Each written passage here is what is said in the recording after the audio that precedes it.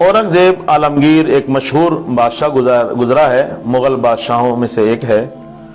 इनके उस्ताद थे शेख अहमद मुल्ला जीवन रहमतुल्लाह अलैह, यानी साहिब नूरुल अनवार। नूरुल अनवार एक मशहूर किताब है, दरस निज़ामी में पढ़ाई जाती है। उसके जो मुसन्निफ हैं शेख अहमद अल मारूफ मुल्ला जीवन रहमतुल्लाह अलैह, ये औरंगजेब बादशाह के उस्ताद हैं। औरंगजेब जब बादशाह बना दिल्ली का, तो उसने अपने उस्ताद साहब की तरफ पैगाम भेजा कि आप जो है मेरे पास तशरीफ लाएं, खिदमत का मौका दें। तो उस्ताद साहब जो है रमज़ान से पहले जब मदरसे में छुट्टियां हुई, तो उस्ताद साहब अपने घर से चले और बादशाह के पास आए। पूरा रमज़ान बादशाह के पास रहे, उसने बड़ी खिदमत की, ईद भी इकट्ठे पढ़ी।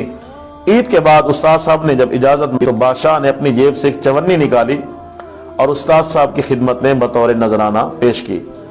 उस्ताद साहब वो चवन्नी लेके चले गए। बादशाह मुख्तलिफ मुहिम्मात में मसरूफ रहा और जो है 14-15 साल तक उसको दिल्ली आने का मौका न मिला। 14-15 साल के बाद जब वो दिल्ली दोबारा वापस आया, तो उसके वजीर ने उसको बताया कि आपके उस्ताद बहुत बड़े जागीरदार हो गए हैं, अगर आपकी इजाजत हो तो उनसे लगाम वसूल किया जाए। बादशाह ने एक चिट्ठी भेजी उस्ताद को कि उस्ताद साहब मेरे पास तशरीफ लाएं और खिदमत का मौका दें, बड़ा अरसा हो गया आपकी जियारत नहीं की।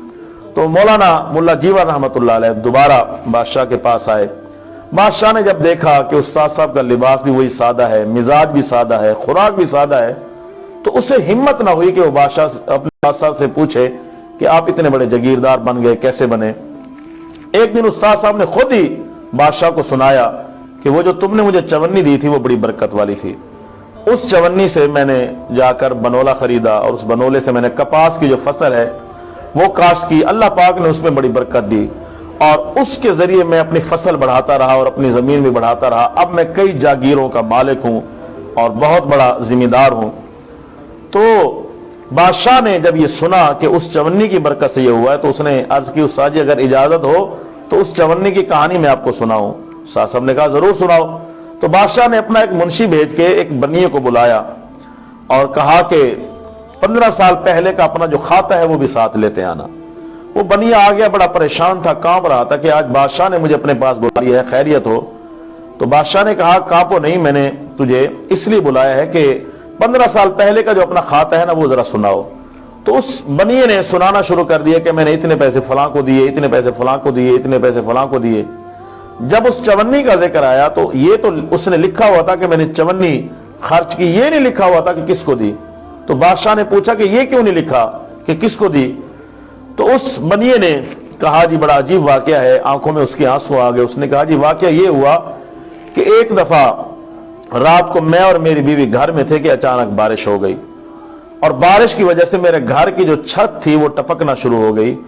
तो मैंने इधर उधर से मजदूर तलाश करना शुरू किया, तो मेरे घर के करीब ही एक शख्स हाथ में लालटीन उठाए खड़ा था। तो मैंने उसको बुलाया मजदूर, मैंने कहा कि मेरे घर की छत ठीक कर दो और मेरा सामान ठीक कर दो। उसने मेरी छत भी ठीक कर दी, छत टपकना बंद हो गई, सामान भी उसने मेरा ठीक कर दिया। जब जाने लगा तो मेरे पास उस वक्त एक चवन्नी थी और मैंने वो चवन्नी उस मजदूर को दी और कहा कि ये तुम्हारी मजदूरी की बनिस्बत बहुत थोड़ी है, सुबह आना और कीमत ले जाना, अभी मेरे पास और पैसे नहीं है। तो उस मजदूर ने बड़ी जो है बड़ी यानी उसने बड़ी अजीब अंदाज में उसने कहा कि मुझे बस यही काफी है, यानी उसको जरूरत नहीं थी। बड़े बेपरवाह अंदाज में उसने कहा कि बस मुझे यही काफी है और नहीं चाहिए। तो बनिया कहते हैं कि मैंने उसको कहा कि यार और ले जाना, तो उसने कहा देनी है तो यही दो वरना मैं ये भी नहीं लूंगा। तो वो बनिया कहते हैं मैंने वो चवन्नी उसको दी और वो चला गया। तो बादशाह ने उस बनिया को इजाजत दी। जब बनिया चला गया तो बादशाह ने कहा उस्ताद साहब मेरी ये आदत है कि मैं रात को भेस बदल के अपने इलाकों के चक्कर लगाता हूं अपनी रियाया के हालात दरियाफ्त करने के लिए। तो उस रात भी मैं भेस बदल के चक्कर लगा रहा था कि अचानक जो है बारिश शुरू हो गई और इसने मुझे बुलाया। तो मैंने मौका देखा कि हलाल कमाने का, खून पसीने की कमाई कमाने का मौका है।